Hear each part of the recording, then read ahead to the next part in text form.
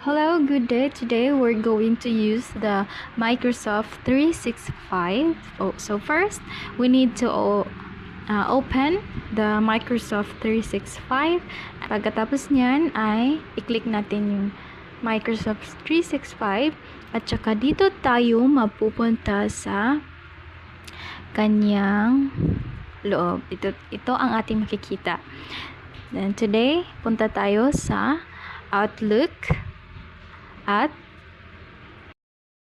mag-sign in tayo sa ating Gmail account.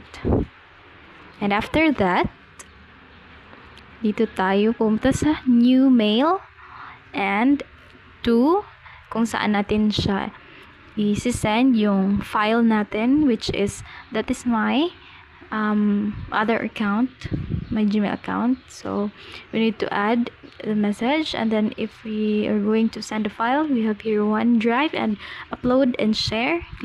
Let's click the OneDrive, the files.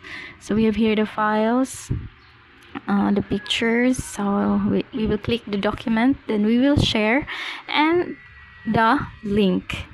Ayan, tapos we will send it na. Pagkatapos naman ay punta tayo dito sa ito makikita mo yung mga calendar, Word, Excel. So punta tayo dito sa Word. Naglo-loading pa. At pagkatapos niyan, pag ma-open na yan, create blank document. Punta tayo sa create blank document. Tapos, dito natin pwedeng isulat yung mga kailangan nating i-type sa ating Word. But today we have a troubleshooting. Atin na muna siya. Oh, wait a minute.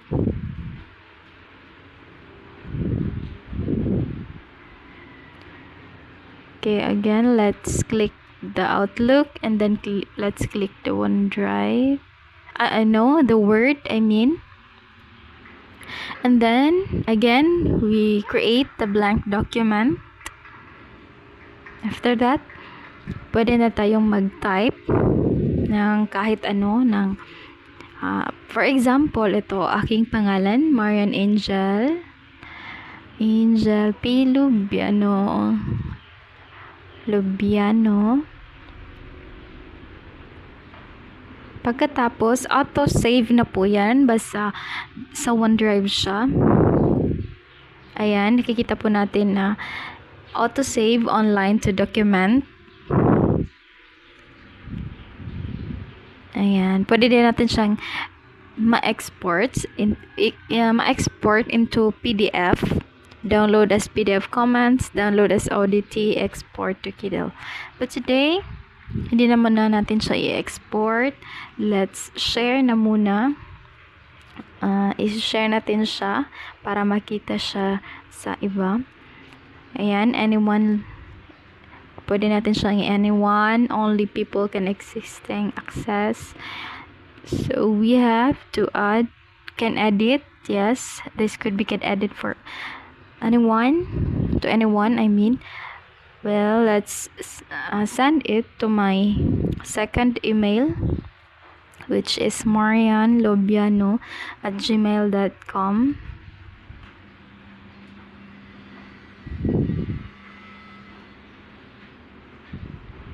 Yan, at lumabas na. Then, let's send it.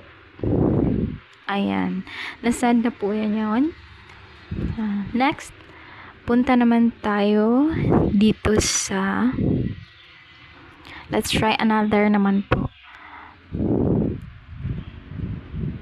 PowerPoint naman tayo pumunta, tapos nag-open pa siya, naglo-loading pa siya.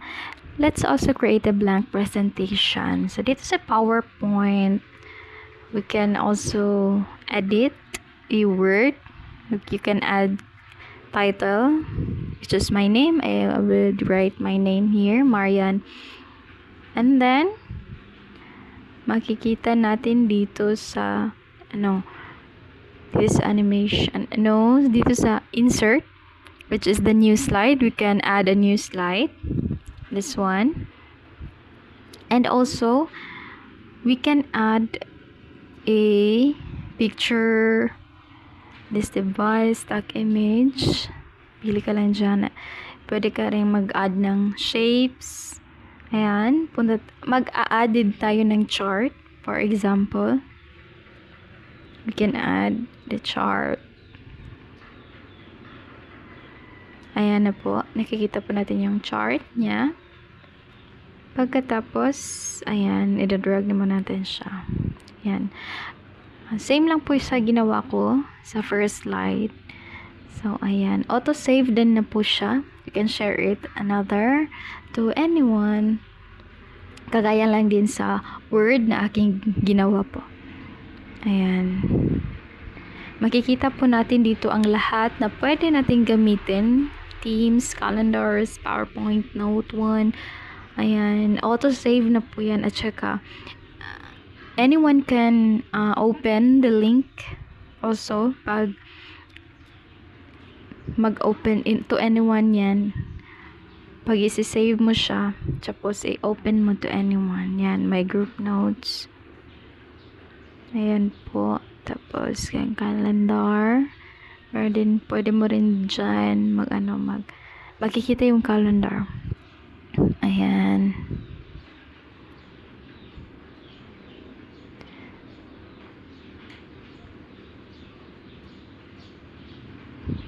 Kung meron ka pong mga ilagay na mga kailangan mo, ayan, makikita po natin dyan yung calendar. Then, we should also sign in our email account.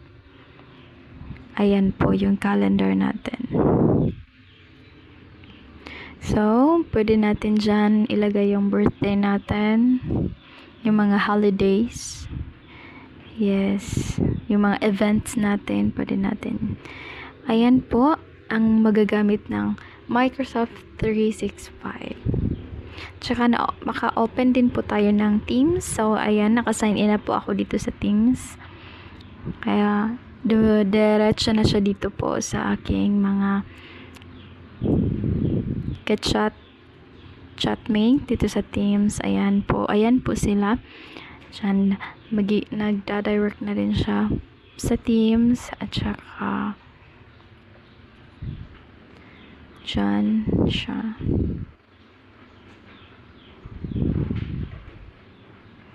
Task, meron din tayo sa task, important.